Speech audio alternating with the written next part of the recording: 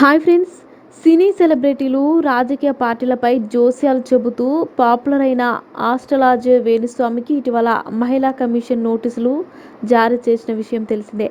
అయితే ఈ నోటీసులపై వేణుస్వామికి తెలంగాణ హైకోర్టులో ఊరట లభించింది.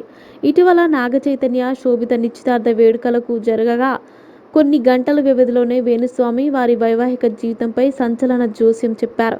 2027 వరకే వారు కలిసి ఉంటారని, తర్వాత విడిపోతారంటూ వేణుస్వామి ఒక వీడియో విడుదల చేశారు. వేణుస్వామి ఈ రకంగా జోస్యం చెప్పడంపై తీవ్ర స్థాయిలో విమర్శలు వచ్చాయి.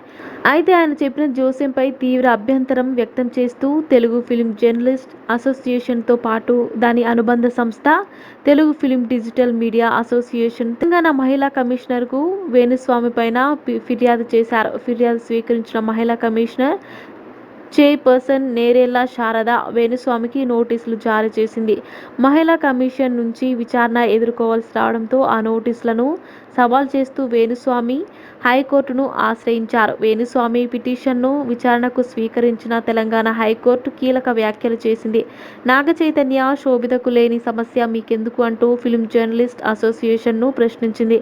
మహిళా కమిషన్ నోటీసులు చెల్లవంటూ కోర్టు తీర్పు ఇచ్చింది. మరిన్ని ఇంట్రెస్టింగ్ అప్డేట్స్ కోసం మా ఛానల్ని సబ్స్క్రైబ్ చేసుకోండి.